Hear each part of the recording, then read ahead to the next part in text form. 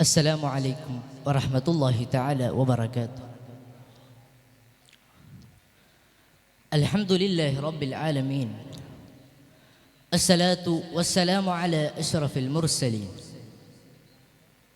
وعلى آله وصحبه أجمعين برضا الله. أما بعد. എൻ്റെ പ്രിയപ്പെട്ട എൻ്റെ ശബ്ദം ശ്രവിക്കുന്ന ശ്രോതാക്കളെ,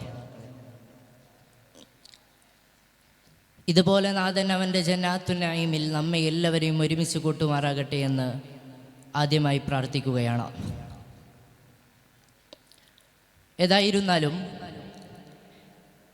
കേവലം സമൂഹത്തിലെ ദരിദ്രം എന്ന് പറയുന്നത് വെറും സാമ്പത്തിക പ്രശ്നം മാത്രമല്ല, അത് മനുഷ്യൻ്റെ അന്തസ്സിനെയും അവകാശങ്ങളെയും ബാധിക്കുന്ന ഒരു തരത്തിലുള്ള വെല്ലുവിളിയാണ്. ഈ വെല്ലുവിളിക്ക് ഔദാര്യമായി ചില സഹായങ്ങൾ നൽകുന്നതിലുപരി നീതിയിലും ഉത്തരവാദിത്വത്തിലും അധിഷ്ഠിതമായ ഒരു സമ്പൂർണ്ണ പരിഹാരം നൽകുക എന്നുള്ളതാണ് ഇസ്ലാം ഇതിലൂടെ മുന്നോട്ട് വെക്കുന്നത്. അതെ, ഫക്കീറും മിസ്കീനും എന്ന ആശയങ്ങളിലൂടെ അധസ്ഥിതരുടെ ഉത്ഥാനം എങ്ങനെ സാധ്യമാക്കാം എന്ന കൃത്യമായ രേഖയാണ് എൻ്റെ പ്രസംഗ വിഷയമെന്ന് പറയുന്നത്. കേവലം ദാരിദ്ര്യ നിർമ്മാർജ്ജനം എന്നതിലുപരി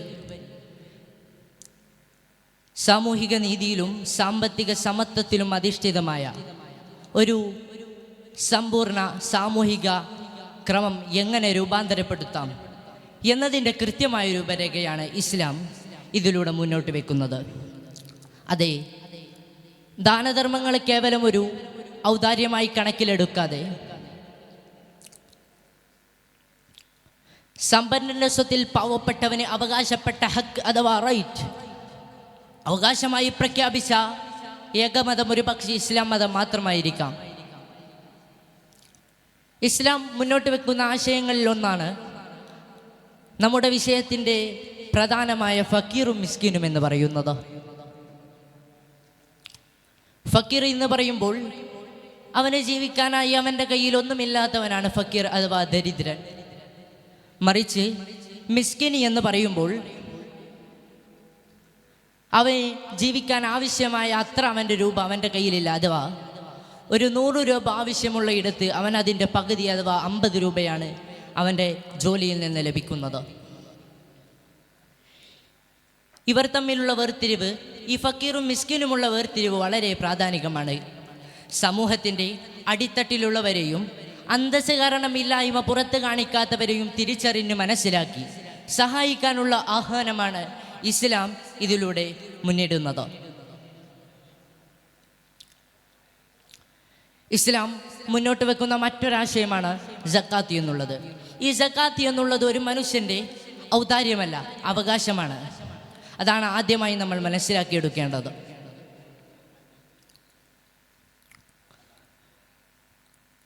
സക്കാത്തിനെ ഇസ്ലാം പറയുന്നുണ്ട്, അതൊരു സാമൂഹിക സുരക്ഷാ പദ്ധതിയാണ്, അതായത് സോഷ്യൽ സെക്യൂരിറ്റി സിസ്റ്റം. ഖുർആനിലൂടെ അല്ലാഹു തആല പറയുന്നു, സമ്പന്നരുടെ സ്വത്തിൽ നിന്ന് ചോദിച്ചു വരുന്ന പാവപ്പെട്ടവനും അന്തസ്സ് കാരണമില്ലായ്മ പുറത്ത് കാണിക്കാത്ത അഥവാ അഗതികൾക്കും നിർണിത പങ്ക് ഇസ്ലാം നൽകുന്നുണ്ട്. പ്രിയമുള്ളവരെ, ആയതുകൊണ്ട് തന്നെ കേവലം ദാരിദ്ര്യ നിർമ്മാർജ്ജനം എന്നുള്ളത് സമ്പന്നന്റെ മനസാക്ഷിക്ക് വിട്ടുകൊടുക്കാതെ ഒരു സമൂഹത്തിൻ്റെയോ ഒരു ഭരണഘടനയുടെയോ അവകാശമായി ചുമതലയായി ഇസ്ലാം അതിനെ മുന്നോട്ട് കൊണ്ടുപോകുന്നു. ഇസ്ലാം മുന്നോട്ട് കൊണ്ടുപോകുന്ന മറ്റൊരാശയമാണ് എംപ്ലോയ്മെൻറ്റ് അഥവാ ഉത്ഥാനം എങ്ങനെ സാധ്യമാക്കാം എന്നുള്ളത്. പ്രിയമുള്ളവരെ, ഇസ്ലാമിൽ ദാനധർമ്മം എന്നുള്ളത് കൊണ്ട് ഉദ്ദേശിക്കുന്നത് അന്യൻ്റെ വിശപ്പ് മാറ്റുക എന്നുള്ളത് മാത്രമല്ല, അവനെ സ്വയം പര്യാപ്തതയിലേക്ക് എത്തിച്ചേർക്കുക എന്നുള്ളതാണ്. മൂലധന സമാഹരണം. ഇസ്ലാമിൽ കർമ്മശാസ്ത്ര പണ്ഡിതന്മാർ അഭിപ്രായപ്പെടുന്നത് അവൻ്റെ വിശപ്പ് മാറ്റുക എന്നുള്ളതിലുപരി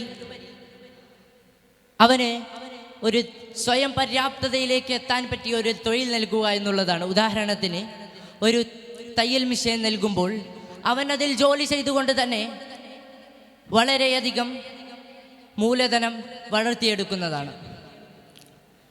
ഇസ്ലാം മുന്നോട്ട് വെക്കുന്ന മറ്റൊരാശയമാണ് സമ്പത്തിൻ്റെ വികേന്ദ്രീകരണം എന്ന് പറയുന്നത്.